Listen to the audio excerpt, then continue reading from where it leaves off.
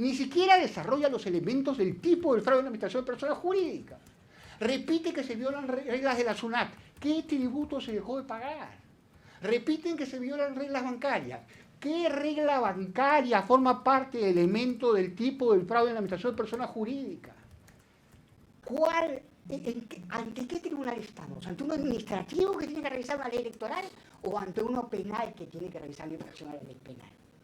¿Puede el fiscal establecer que la recepción por parte del señor Dionisio Romero, quien sostiene y sostendrá en este juicio oral, que era dinero de una empresa familiar y que toda la familia estaba de acuerdo con el aporte, puede sostener que el señor Klimper debía presumir que ese dinero era ilícito?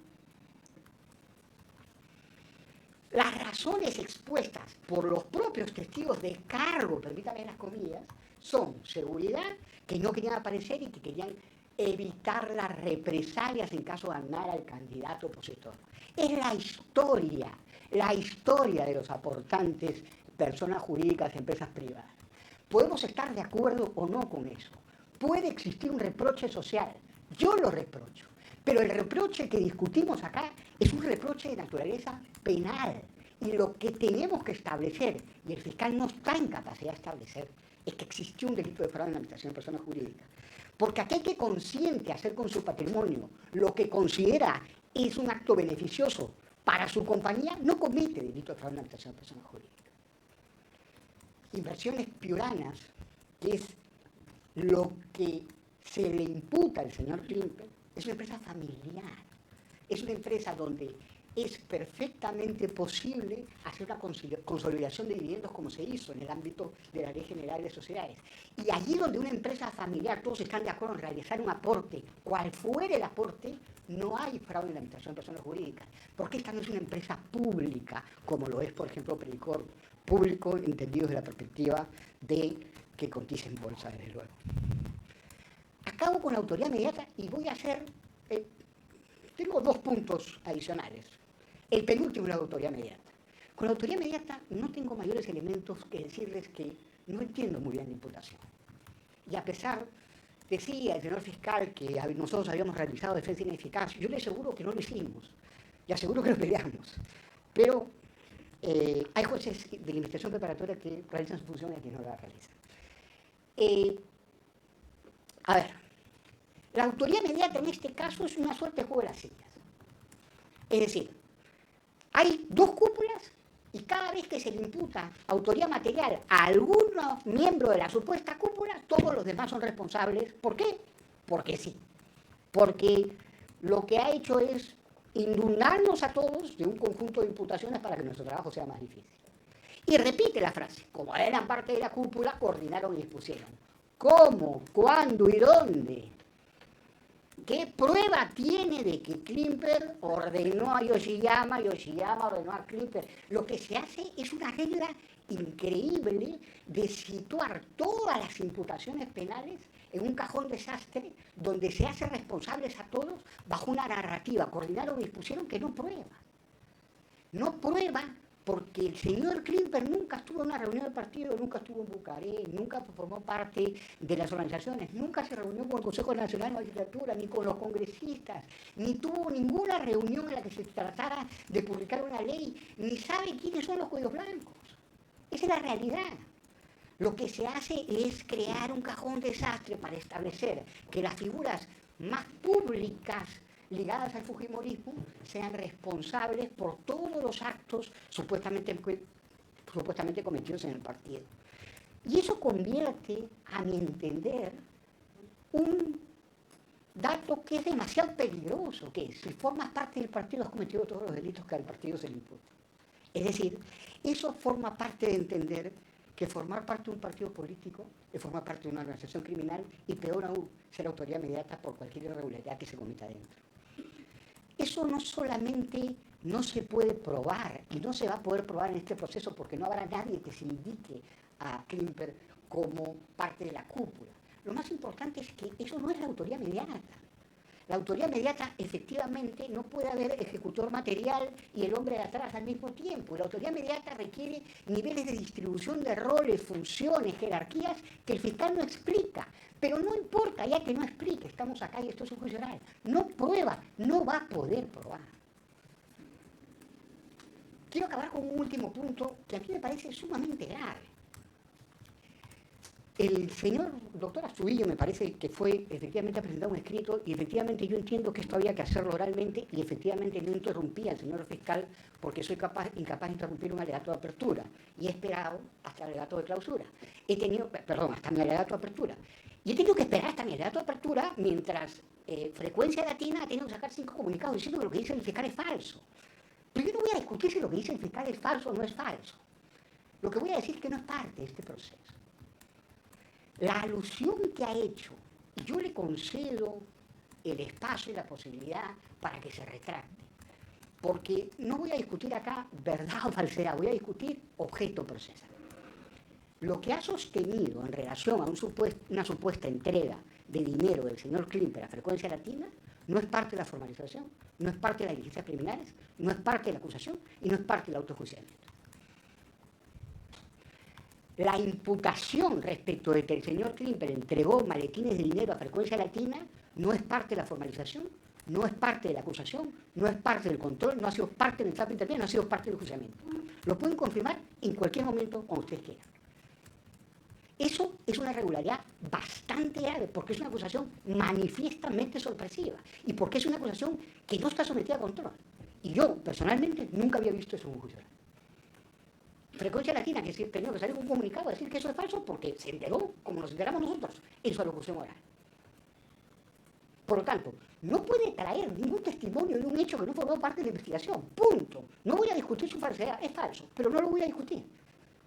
Y creo que hay que ceñirnos a la acusación y al autojuiciamiento y que ese tipo de acusaciones sorpresivas convierten a esta acusación en la acusación número 23.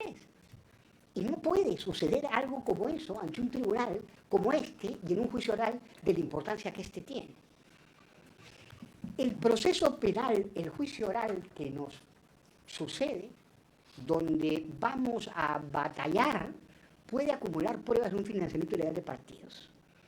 El señor Klimper nunca tuvo nada que ver con el financiamiento ilegal. Pero lo mucho que podrá probar, si es que lo prueba, es que existió una violación a la ley electoral. Y yo pediré al final de ese juicio oral que se mantenga la postura que este tribunal y todos los tribunales de este país defienden, que la ley penal no se aplica retroactivamente y que el financiamiento ilegal de partidos no era delito en el año 2011 y en el año 2016. Por lo tanto, acabo como empiezo. El fiscal podrá tener 1000 toneladas de pruebas de un hecho atípico en el 2011 y el 2016. El fiscal podrá probar falsos aportantes que nunca conocieron al señor Klimper. Pero lo que no podrá probar el fiscal, lo que no podrá hacer el fiscal, es retroceder en el tiempo. No podrá viajar al año 2011 a crear un financiamiento ilegal de partidos, un delito de financiamiento ilegal de partidos que en el 2011 y en el 2016 no existía. Lo que hace es forzar la figura en el supuesto fraude de administración de personas jurídicas que tampoco está en capacidad de probar, porque sus testigos de cargo nunca reconocen que el dinero que aportaron lo aportaron de la perspectiva de un origen delictivo. Lo único que tiene es que supuestamente se entregó dinero en efectivo. Si el dinero en efectivo fuera un indicio único y fuera razón suficiente para condenar de la perspectiva de lavado de activos, entonces eso sería no solo no comprender la ley penal, sino no comprender que estamos frente a un caso donde existía una gran razón para que aportantes presentaran dinero en efectivo al partido y aportaran. Razones que han expresado, razones que siguen expresando. Los testigos supuestamente de cargo que presentará el fiscal son desde la perspectiva del origen delictivo o supuesto origen delictivo del dinero y desde la perspectiva del deber de presunción del origen delictivo del dinero, testigos de descargo del señor Klimper. Porque lo que se sostendrán es que el dinero que recibieron era lícito. Porque lo que sostendrán es que el dinero que entregaron era lícito. Y porque justificarán las razones de por qué entregaron ese dinero en efectivo. Y esa única razón será violar una ley electoral. Este es un juzgado colegiado encargado de sancionar infracciones a la ley electoral, este es un juzgado colegiado encargado de sancionar infracciones a la ley administrativa, o este es un juzgado colegiado encargado de sancionar infracciones a la ley penal. Yo no Vicuria, yo sé que ustedes saben la respuesta, y esa es la respuesta por la que pediré la absolución de mi defendido cuando corresponda. Muchas gracias. Gracias, doctor. Vamos a escuchar al doctor Percy García Cabero. Doctor, escuchamos.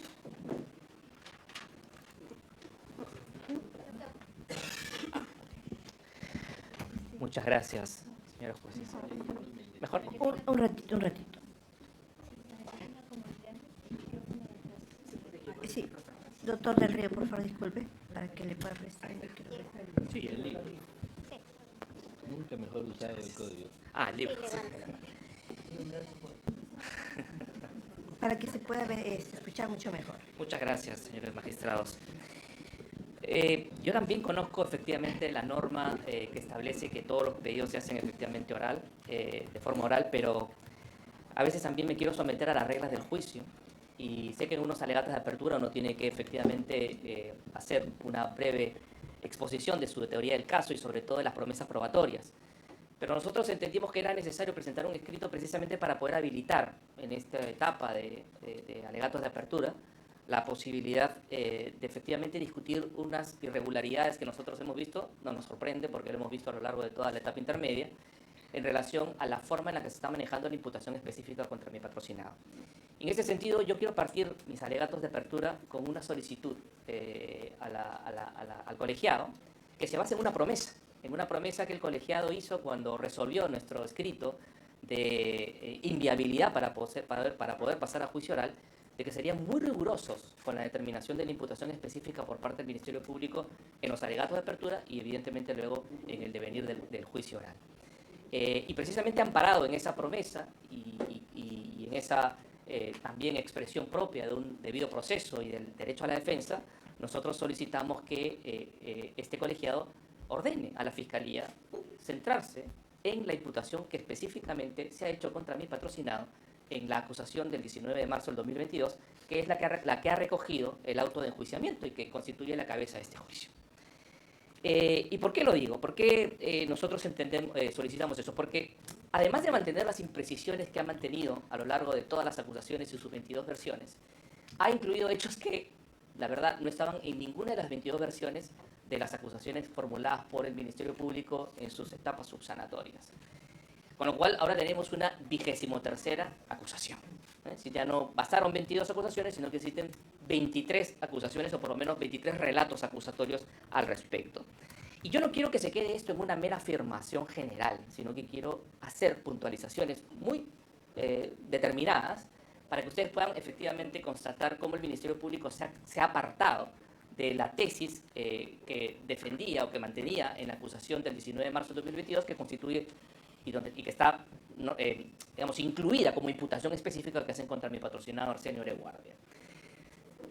¿Qué ha dicho el Ministerio Público en sus alegatos orales? Bueno, ha dicho que Keiko Fujimori ordenó a Jaime Yoshiyama a que busque a Arsenio Oreguardia para amenazar a los testigos. Bueno, eso no está en ninguna parte de la imputación específica hecha contra mi patrocinado en la acusación del 19 de marzo de 2022.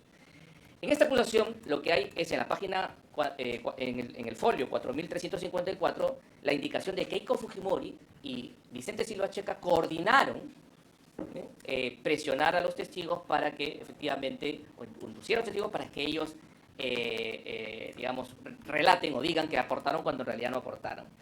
Y además, en el folio 4348, dice que Vicente Silva Checa coordinó con los abogados del estudio de Arsenio Oreguardia, incluido don Arsenio Oreguardia, los actos de obstrucción a las investigaciones. Es decir,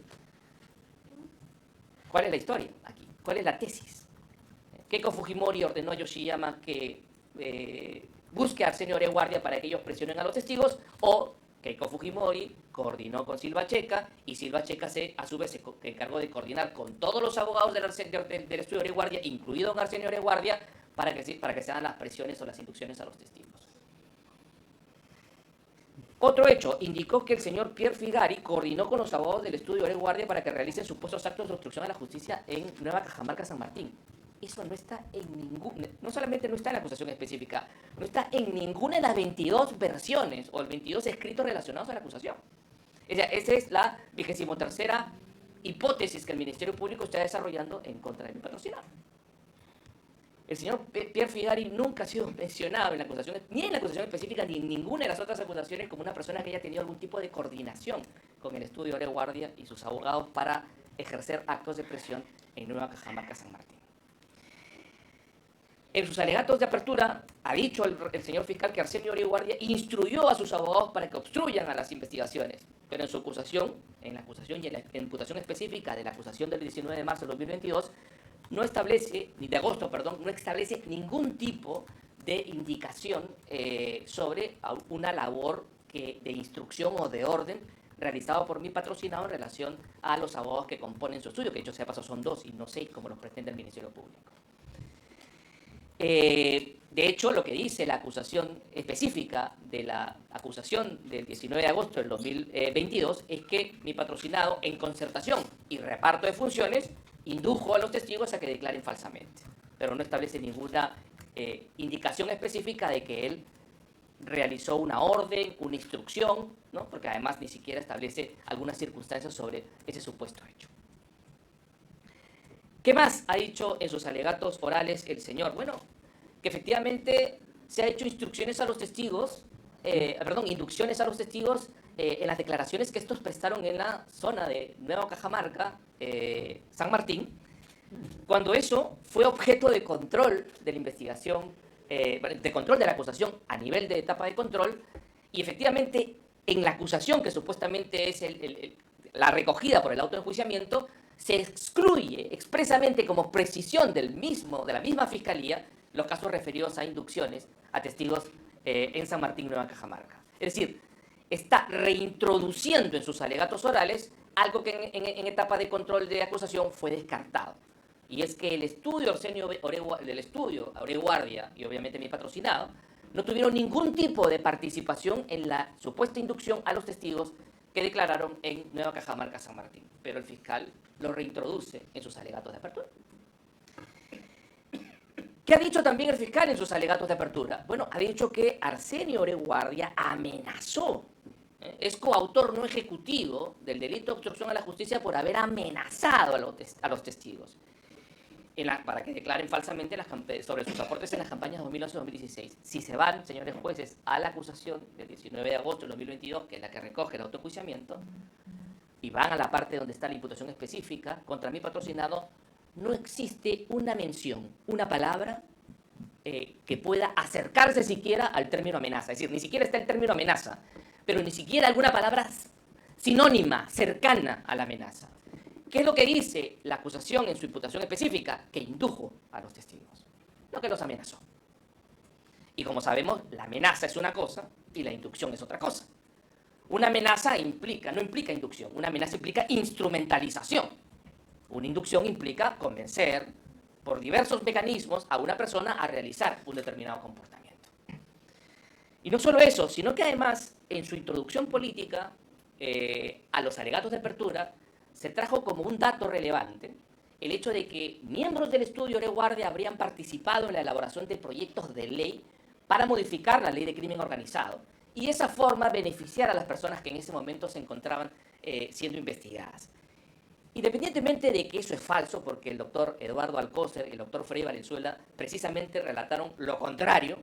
Yo no entiendo por qué se puede hacer la promesa si es que se sabe que ellos han declarado que en lo absoluto han participado realizando modificaciones a la ley de crimen organizado para poder beneficiar a las personas investigadas, sino que la pregunta que nos hacemos es ¿qué pertinencia tiene esto en una imputación por obstrucción a la justicia a unos testigos?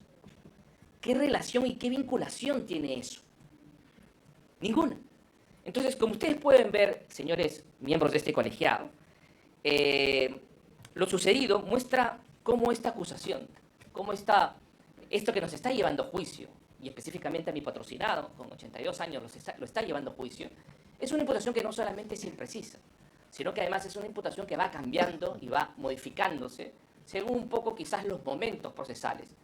No sé si esto es producto de algún tipo de estrategia, obviamente no conforme a las reglas del debido proceso, o en todo caso simplemente es a la falta de claridad sobre lo que finalmente se está trayendo a juicio. En uno y en otro caso, el hecho es, señores jueces, que no podemos nosotros permitir que el Ministerio Público en unos alegatos de apertura introduzca hechos que no han sido contenidos en ninguna parte de la acusación o peor aún, los modifique. Con lo cual, nuevamente reitero, y creo que aquí también el propio doctor Gonzalo del Río ha hecho la indicación específica en relación a los supuestos pagos que se habrían hecho en un medio de comunicación y que se le imputa a su patrocinado, que se controle rigurosamente, como fue promesa de este colegiado, que el Ministerio Público se ciña a lo que establece la imputación específica de su acusación del 19 de agosto del 2022, que es la acusación que ha sido recogido en el auto de enjuiciamiento.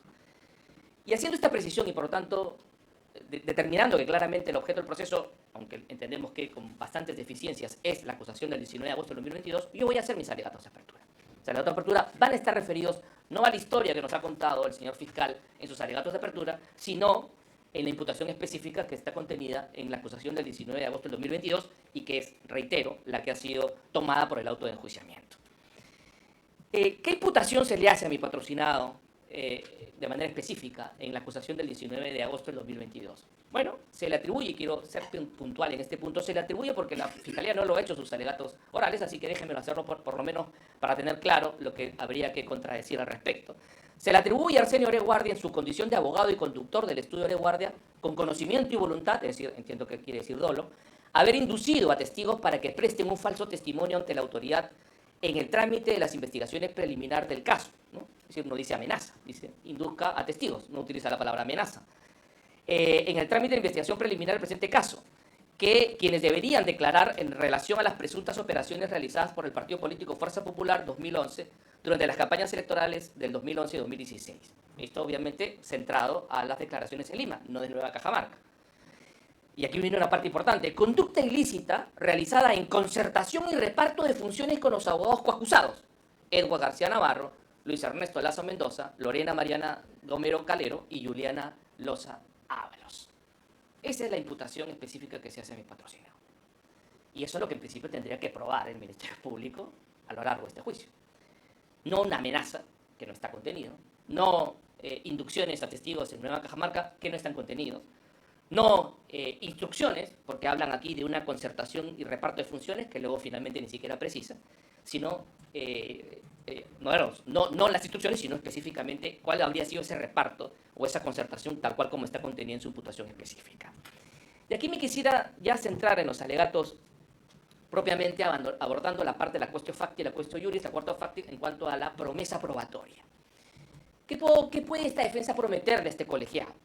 Como también parte legitimada a poder actuar y presentar pruebas. No le puedo prometer nada. No puedo hacerle ninguna promesa probatoria. ¿Y por qué no puedo hacerle ninguna promesa probatoria? Porque no tengo posibilidad de probar nada.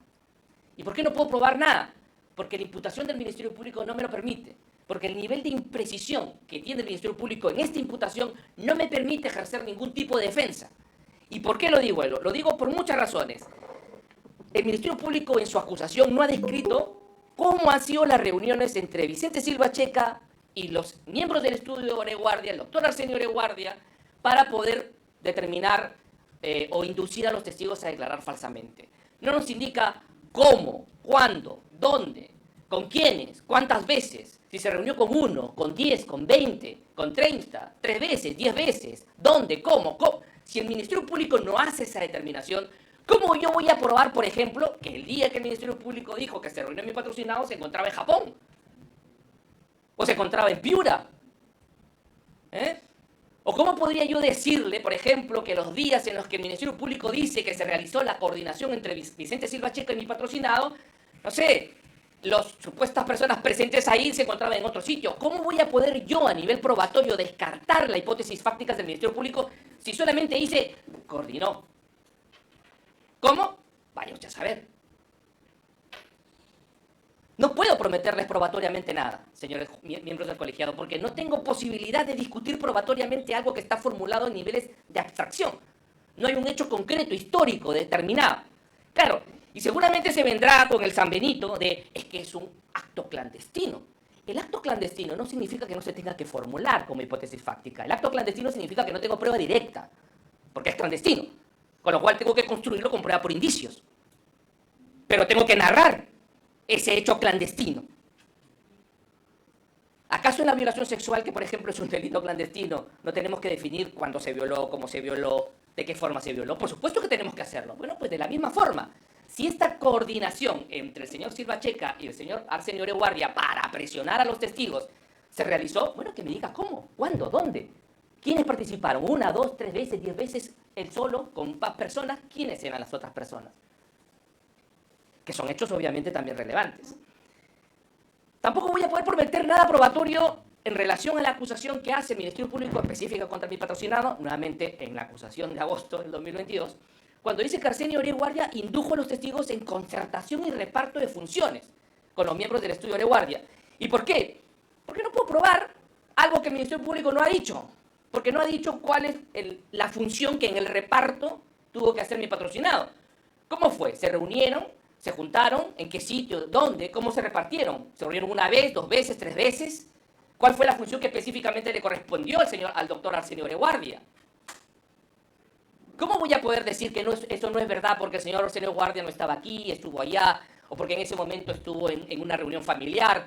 Traer testigos que digan en ese momento era imposible, porque no tengo el dato fáctico para poder discutirlo probatoriamente.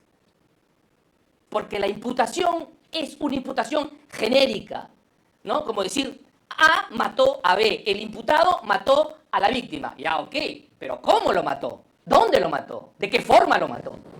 Si no, no voy a discutir, me genera imposibilidad de defensa en términos probatorios. En el control de acusación se le pidió que haga una precisión sobre la forma y modo en la que mi patrocinado habría hecho esta supuesta inducción a los testigos. Y el Ministerio Público, en esta acusación del 19 de agosto del 2022, estableció que iba a hacer la precisión ¿cómo?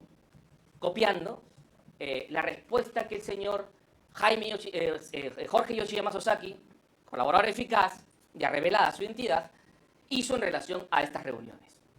Y no que el Ministerio Público la copió, ni la hizo suya, no. Le sacó un screenshot, es decir, ha copiado en términos literales y ha anexado para hacer esa precisión lo que dice el señor Jorge Yoshiyama Sasaki en relación a las reuniones tenidas en el estudio Arsenio Oreguardia. Si uno revisa, señores jueces, esa declaración, va a determinar que el señor Jorge Yoshiyama Sasaki dijo, yo me reuní 1 sola vez con Arsenio Oreguardia. Y en esa reunión me informaron que eran abogados del partido Fuerza Popular, cuál era la fiscalía que estaba a cargo de esa investigación y que en la etapa en la que estábamos estaban llamando a declarar los testigos. Esa es la única indicación que hizo Jorge Yoshiyama Sasaki en relación a la reunión que tuvo con mi patrocinado. De hecho, y les doy un dato, todos los testigos han declarado que no conocen a mi patrocinado. O sea, todos sus inducidos, sus amenazados en informe oral, pero todos han dicho que no conocen al doctor Arsenio Oreguardia. El único que dice que lo conoce es Jorge Yoshiyama Sasaki. Y ha dicho que la única vez que se reunió fue para tener una reunión con el tenor que yo acabo de mencionar. Entonces, ¿voy a poder discutir yo probatoriamente eso? ¿Qué tengo que discutir probatoriamente eso? Si es verdad. Es verdad. No sé si la reunión, pero es verdad que era abogado de Fuerza Popular, que es verdad que en ese momento se encontraba ante la 26 Fiscalía de Lima, que es verdad que en ese momento se estaban llamando a declarar a los testigos. Por supuesto que es verdad. ¿Pero eso es obstrucción a la justicia? Por todo lo anterior, señores magistrados, lo único que va a suceder, lo único que se puede esperar probatoriamente, y esto sí es una promesa, es que vamos a demostrar que el Ministerio Público no tiene prueba de nada, porque simplemente lo que ha hecho es una descripción genérica, sin ningún tipo de determinación de hechos concretos. No tiene ninguna prueba por el cual pueda vincular a mi patrocinado Arsenio Oreguardia como un inductor, como una persona que indujo a testigos a declarar falsamente.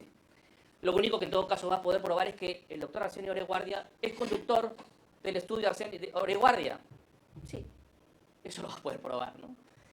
Va a poder probar también seguramente que 2 de los abogados, que son el doctor Edward García Navarro y Luis Lazo, formaban parte del estudio cuando sucedieron los hechos. Sí, lo podrá probar. Ahora, no sé cómo va a poder probar que Lorena Gamero, Juliana Loza, ¿no? Y la doctora Danae, bueno, Danae ni siquiera está incluida en la acusación, puedan formar parte del estudio Oreguardia. Va a poder probar que el señor Vicente Silva Checa realizó asesoramiento corporativo al estudio Oreguardia, por supuesto que lo va a poder probar. Eso sí, claro que lo va a poder probar. porque efectivamente es verdad. Y va a poder probar que el doctor Arsenio Oreguardia, y su estudio, fue abogado de Fuerza Popular durante las investigaciones, por supuesto que lo va a poder probar. Eso es lo que va a poder probar. Ahora, el salto lógico, probatoriamente hablando, de eso a una obstrucción a la justicia por inducción a los testigos, permíteme tener serias dudas sobre esa posibilidad. Los testigos van a declarar, señores magistrados, todos, porque ya lo declararon, que no conocen a Arsenio Oreguardia. Y que el único que lo conoce es Jorge Yoshiyama Sasaki, con las indicaciones que ya antes he indicado. Y con la narración específica a la que ya antes he hecho referencia. Arsenio Oreguardia ha declarado que es efectivamente el conductor del estudio de Oreguardia. El señor Edward García Navarro, abogado también del estudio, ha declarado que él es el jefe dentro del estudio de Oreguardia. Y eso no dice nada sobre algún tipo de labor de inducción a los testigos. Y el Ministerio Público utiliza una respuesta que el señor Jorge Yoshiyama Sasaki, beneficiado con colaboraciones eficaces, ¿no? Beneficiado con no habérsele dado en su momento una prisión preventiva, como el resto de personas que pasaron largos meses en prisión. Cuando se le pregunta si el señor Arsenio Oreguardia sabía las coordinaciones que el abogado Edward García Navarro hacía con los testigos, ¿no? Para prestar las declaraciones, lo que dice es, supongo que sí, porque era su jefe. Es decir, una conjetura, una opinión, cosa de la que los testigos no declaran, porque es una opinión, es una conjetura, los testigos declaran sobre hechos, es lo que el Ministerio Público está utilizando para decir que mi patrocinado, independientemente de que la conducta del doctor García Navarro no reúna los elementos típicos del delito de obstrucción a la justicia, pero es la forma por la cual se arrastra mi patrocinado con el título de coautor no ejecutivo. Como pueden ustedes ver, señores magistrados, probatoriamente este caso es un bluff, no tiene nada. Gritó la tierra, ¿no? Se abrieron los montes y el mundo parió un ratón. Es decir, tenemos una historia, ¿no? Con bombos y platillos, ¿no? Planteada como el gran caso, la gran imputación, que va a demostrar que todas las personas aquí son unos delincuentes y que merecen estar 30 años en prisión, incluido mi patrocinado, no con 30, con un poco menos, pero suficientes como para poder acabar con su vida. Y la verdad que después de este juicio lo que vamos a ver es un ratón. Es decir, absolutamente nada irrelevante. Y esto no solamente en el tema probatorio, señores jueces, sino también en el tema jurídico. ¿Por qué? Bueno, porque el Ministerio Público está imputando a mi patrocinado una forma de imputación que no está en el Código Penal, que se llama coautoría no ejecutiva. Pero independientemente que no esté en el Código Penal, es cierto, la jurisprudencia ha reconocido esta figura en la casación 274-2020, el caso Adubiri, que todos conocemos, de esta revuelta que sucedió en la selva peruana y donde se condenó efectivamente al señor Adubiri como coautor no ejecutivo de los delitos de disturbios que se realizaron en estas manifestaciones. Pero un coautor coejecutivo, como lo ha establecido la Corte Suprema, presupone tener no solamente la planificación, sino también el rol protagónico en la ejecución a partir de un control de la misma. En el caso Adubiri, lo que determinó que la Corte Suprema establezca su coautoría no ejecutiva fue que realizó 173 llamadas controlando la ejecución de los disturbios, aunque él no participó ejecutivamente en los mismos. La pregunta es, ¿cuál es el equivalente funcional en este caso de control de la ejecución de las supuestas inducciones a los testigos que ha realizado mi patrocinado en relación a los abogados que habrían realizado los actos de inducción a los testigos? Ninguna. Ninguna. Lo único que dice la acusación, y lo pueden revisar ustedes, es concertada y en reparto de funciones indujo a los testigos a declarar falsamente. Y esto, que es muy claro en el título de imputación que se le hace, es mucho más claro en relación a los medios con los que supuestamente, o en relación a la propia configuración típica del delito de obstrucción a la justicia 409A del Código Penal. ¿Y por qué? Porque es una idea consolidada en todos los que han interpretado este artículo de 409A, que se constituye como un delito de medios determinados. ¿Qué quiere decir esto? Que solo se castiga el delito cuando se comete a través de determinados medios. ¿Cuáles son esos medios? Violencia, amenaza o pago de algún tipo de prebenda o concesión.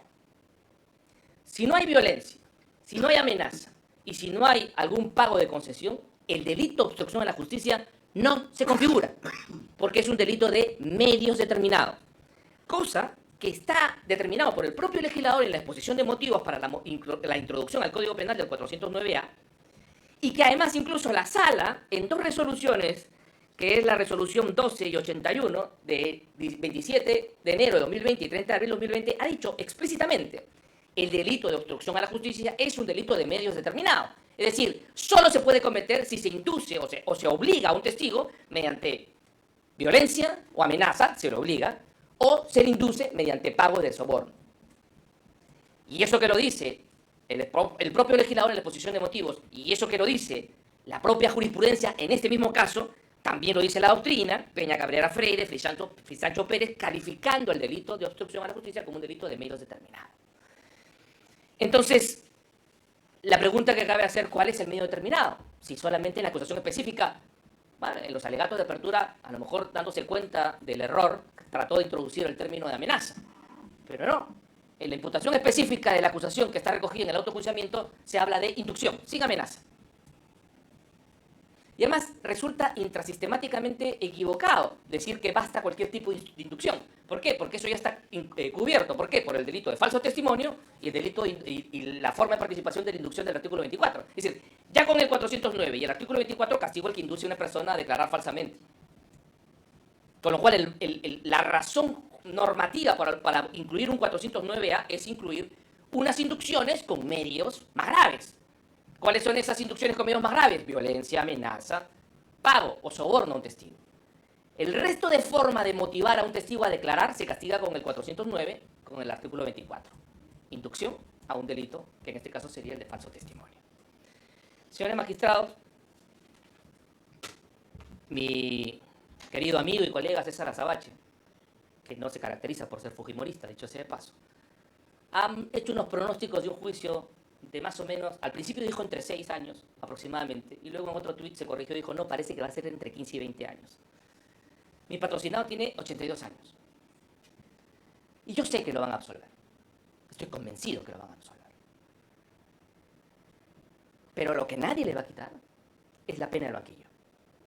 Lo que nadie le va a quitar es que un maestro universitario lo hayan sentado aquí, imputándole un delito que nunca ha cometido.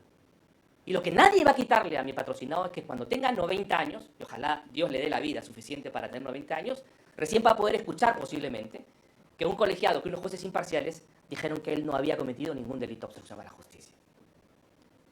Yo por eso postulo desde ya que este colegiado, independientemente del tiempo que le demore y ya inevitablemente sin poder resarcir la pena del banquillo que ya mi patrocinado está sufriendo, pero finalmente hagan lo mínimo que se puede hacer en un Estado de Derecho, y es resarcir el grave daño que ya se le ha producido a mi patrocinado con una absolución que deje clara que el Ministerio Público lo que ha hecho es un acto arbitrario de persecución al ejercicio de la defensa de un reconocido profesor universitario. Gracias, doctor. Vamos a suspender la audiencia. Son las 10:45, retornamos a las 11.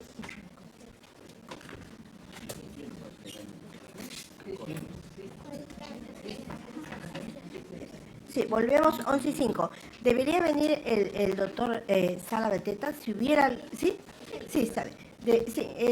¿Algún otro abogado que quiera hacer, porque en realidad tenemos un poco de tiempo, algún abogado que quiera hacer sus alegatos el día de hoy?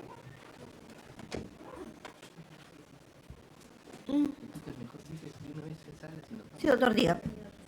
Señorita Presidenta, si es que no hubiera otro abogado después de mi intervención, yo solicitaría consideración de ustedes y de las partes poder hacer mi alegación, que no va a ser de 30 minutos, va a ser mucho menos ahora, para hacer ya el corte hasta la sesión de mañana, si ustedes lo tienen a bien.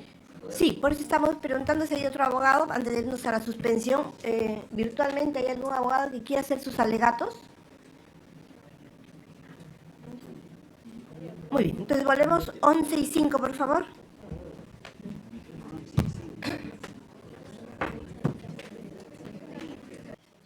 Iniciamos nuestros alegatos de apertura deseando que nos escuchen que nos miren, porque en este juicio oral, procesalmente, esta defensa representa, somos la voz y la imagen de una persona jurídica, Fuerza Popular.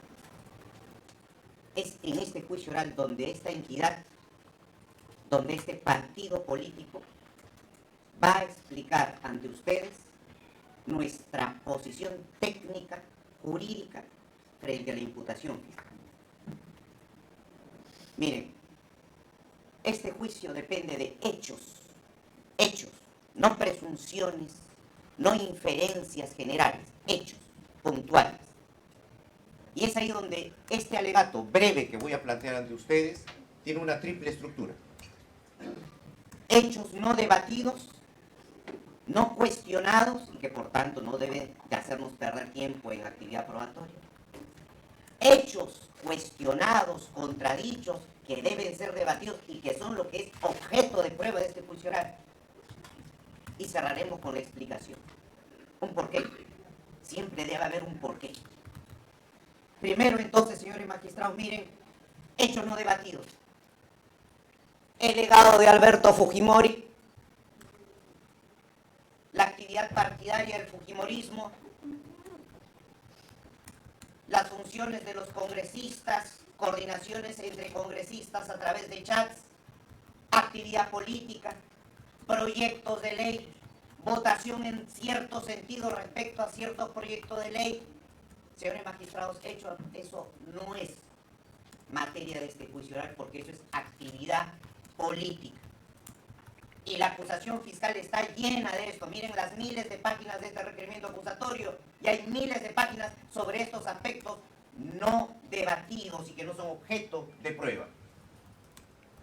Tampoco debe ser objeto de prueba la existencia de aportantes simulados, porque ese no es el kit de este debate. No debe ser objeto de prueba la existencia de empresarios privados nacionales que dieron aportes a la campaña. No, porque lo que debe ser objeto de prueba, y ahí viene el segundo gran punto, es, y eso es lo contradicho, eso es lo debatido, eso es lo que justamente vamos aquí, sobre lo que vamos aquí a litigar, es, uno, tenemos un caso de lavado de activos, porque esa es la esencia de este caso. Estamos en el contexto de procesamiento Lavallato, Odebrecht. ¿Y la esencia cuál es? La esencia es lavado de activos. Y en este caso, la imputación fiscal, la cuestionamos no hoy, desde el control de la acusación, es una imputación genérica, no precisa, que no aterriza en hechos concretos. Pero genéricamente el planteamiento es el siguiente y es muy simple, muy simple. Mire, Odebrecht, más empresarios nacionales, más otras fuentes, habrían entregado dinero de origen delictivo al partido político Fuerza Popular y este lo habría ingresado a la economía a través de supuestos aportes, a través de gastos, pagos por publicidad o incluso hasta apropiación de esos dineros.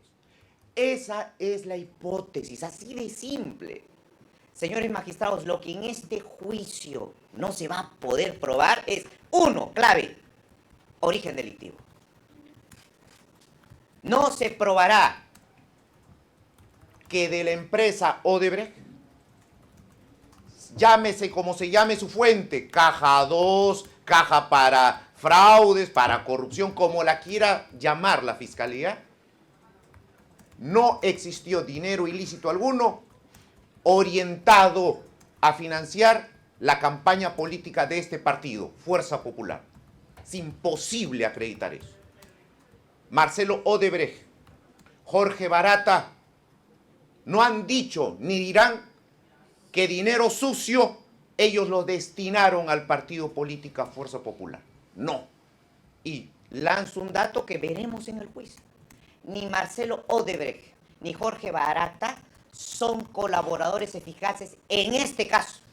En el proceso, en el caso Cocteles, estos señores no son colaboradores eficaces. Ellos aceptaron responsabilidad en 4 hechos totalmente distintos a estos. En este juicio jamás escucharemos a Marcelo Odebrecht ni Jorge Barata decir: sí, reconocemos haber cometido lavado de activos y dimos dinero ilícito, lo dimos a la campaña del partido Fuerza 2011, Fuerza Popular. Jamás, señores magistrados. Miren lo que les estoy diciendo. Eso no ocurrirá en este juicio. Otro dato importante y trascendente es, bueno, está bien, si se nos dificulta determinar el origen delictivo, ahora hay una ruta clave en un caso de lavado de activos, ruta del dinero.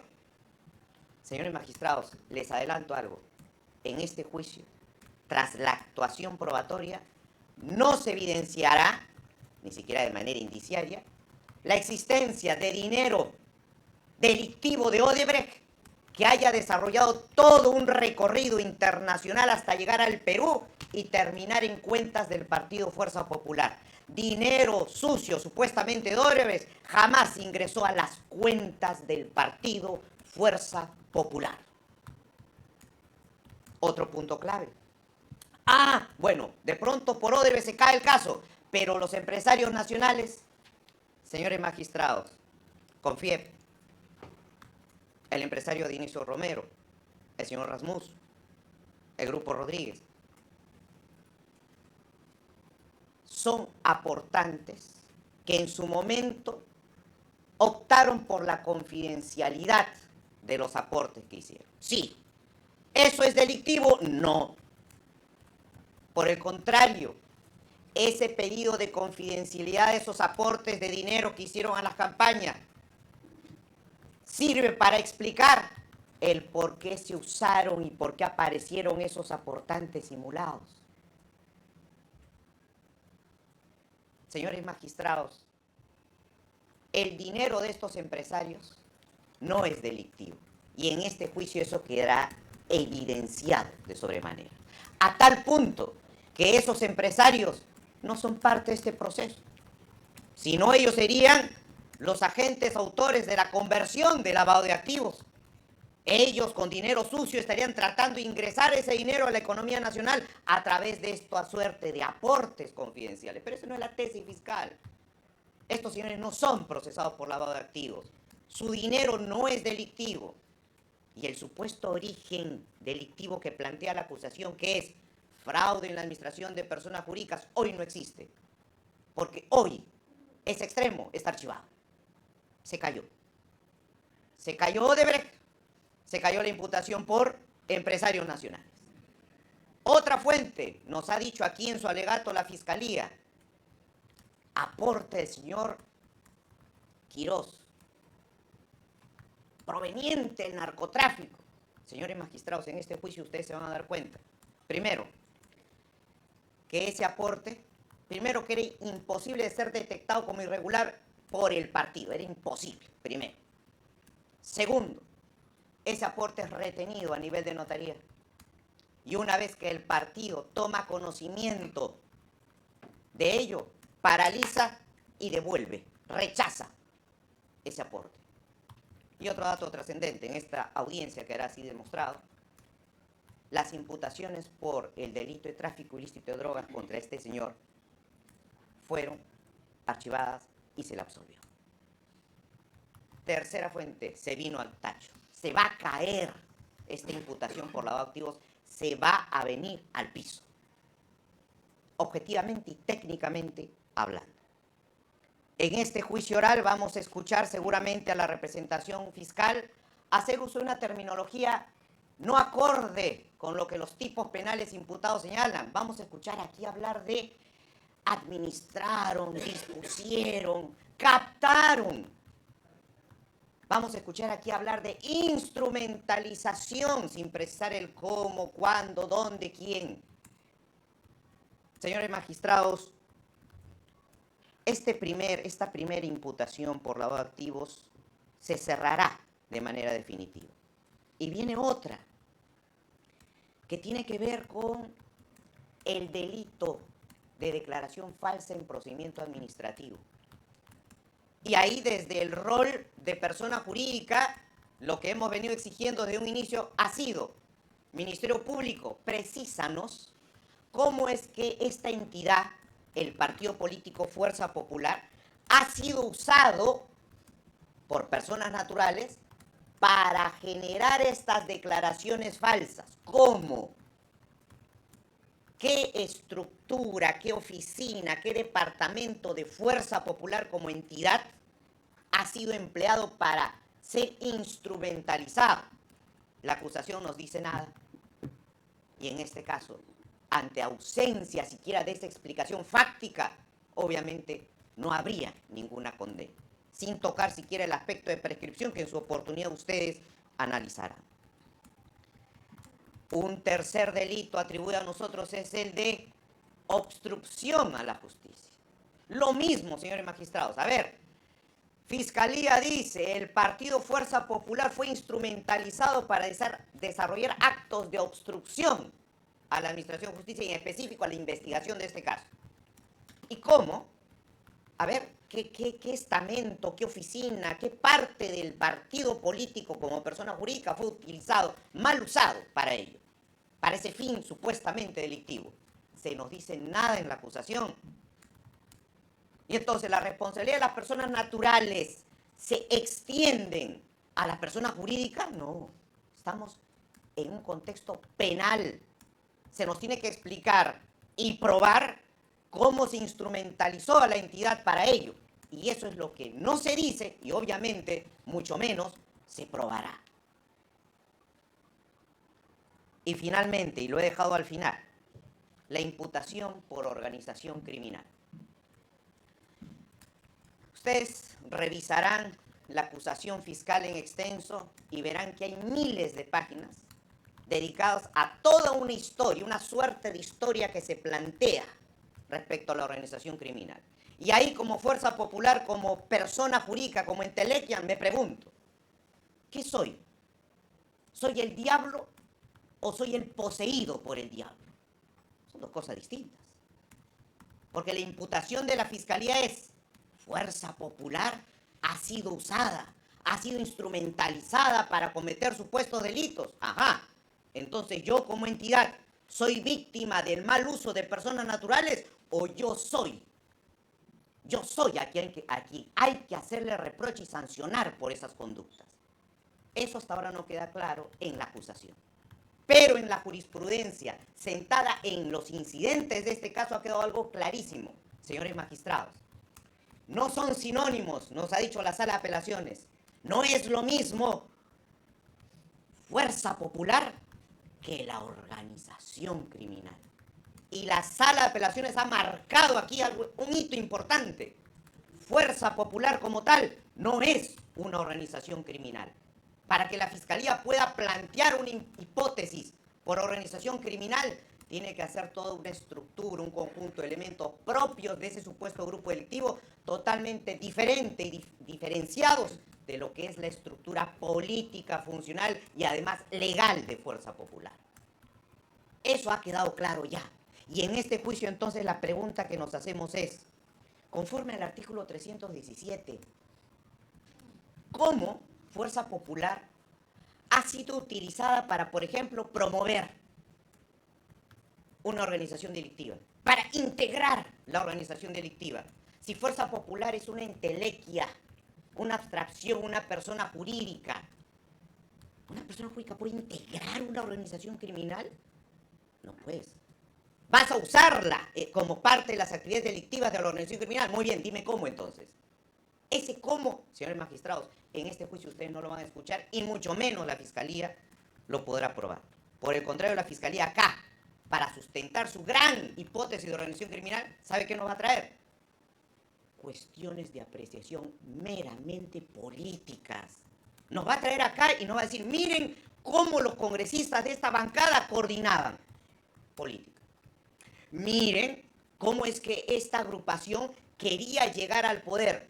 Fuerza Popular, el Partido Nacionalista, Somos Perú, PPC, señores magistrados, todos los partidos y movimientos políticos quieren llegar al poder. Entonces, ¿dónde está la gran tesis de la organización criminal, más allá de las hipótesis e inferencias? No las hay. Por tanto, descartando lavado de activos en este juicio oral, descartando falsa declaración en juicio, falsedad genérica, descartando obstrucción a la justicia, se le quitará de contenido esa supuesta gran organización criminal que se ha planteado. Y por tanto esto no podrá aprobarse. Y voy concluyendo.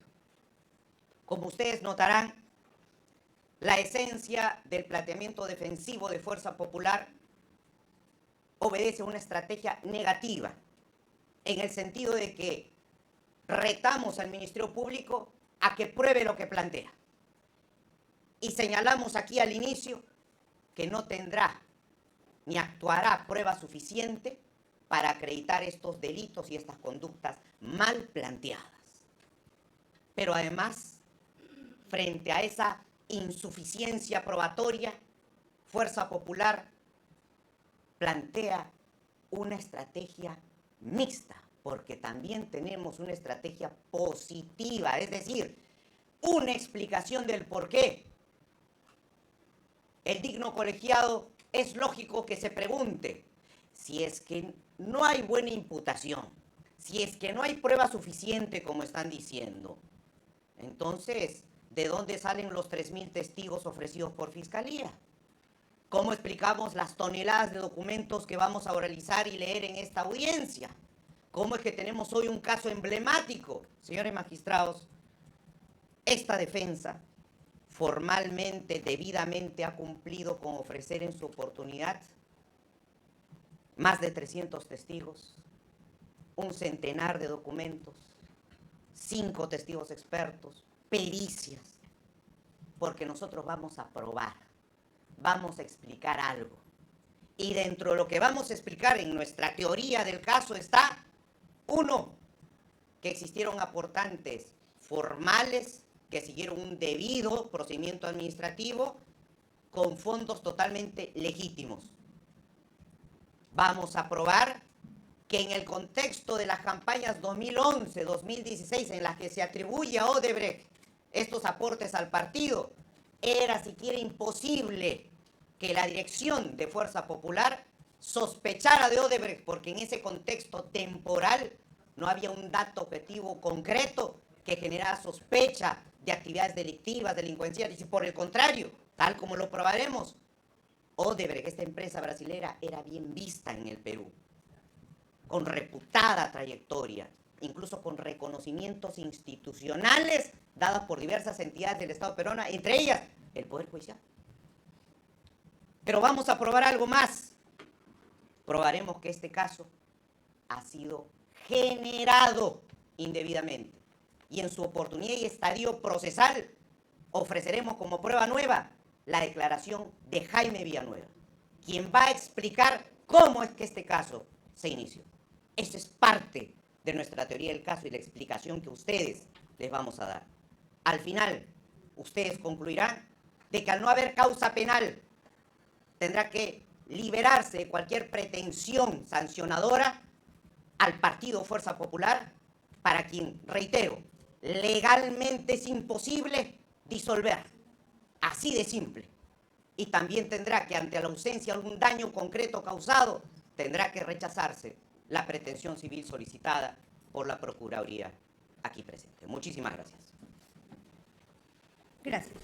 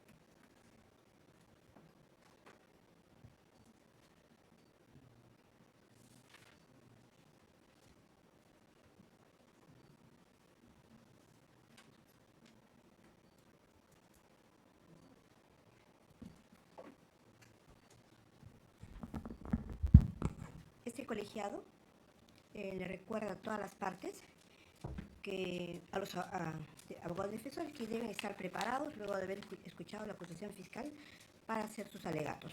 Ha habido cierta descoordinación porque en realidad se piden unos virtuales y otros presenciales por dos cosas. Primero,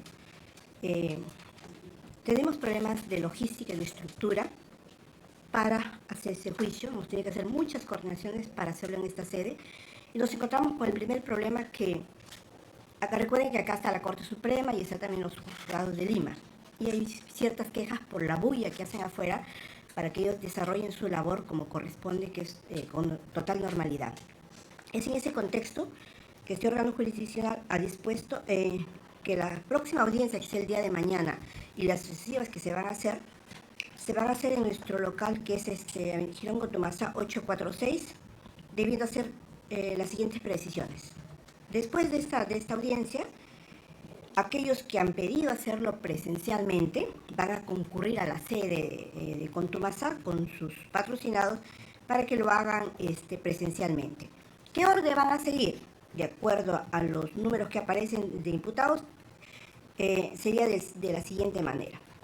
La doctora Madeleine Reyes, el doctor José Antonio Nolasco Valenzuela, la doctora Fanny Paola Uchuya Donaire, el doctor Rafael Vega Yapayasca, el doctor César Maita Acevedo, el doctor Piero Vilches Cabezas, el doctor Raúl Pérez Yamotana, el doctor Sergio Mesa Meyen, el doctor Mario Gerardo Cáceres Salvatierra, José Pimentel Aliaga, el doctor César Augusto Tuyajara, el doctor Pablo Rogelio Talavera Elguera, el doctor Julca Vázquez, el doctor Guillermo Astudillo Mesa, la doctora Sara Barreto Guzmán, Roberto Carlos Quispe Morán, Natalie Quispe Espesúa, el doctor Julio Espinosa Goyena, la doctora Diana Beatriz Soto Zavala, el doctor Deiser Pérez Cabrera, el doctor José Pimentel Aliaga, el doctor Juan Carlos Alarcón Caicho, el doctor Jamer Mozambique Ruiz,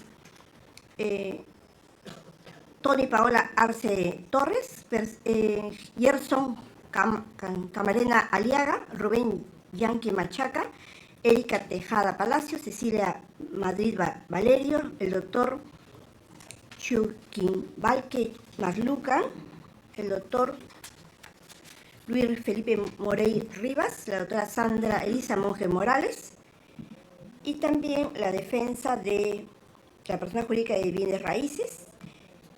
Lo harán en ese orden. En consecuencia, para el día de mañana, aquellos que han dicho en el chat que van a hacerlo presencialmente, deberán concurrir con sus patrocinados al local que ya hemos indicado. El resto de los imputados va a ser a partir de la fecha virtualmente por las inconvenientes que le hemos señalado para todo. Yo pido su comprensión porque, como les decimos, tenemos muchos problemas generados precisamente por eso. Entonces vamos a tratar de hacerlo virtual y aquellos abogados que han presidido presencialmente, ya en el chat también indicará la asistente para su concurrencia, como ya se les garantizó con sus patrocinados. Bien, entonces esta audiencia va a continuar el día de mañana,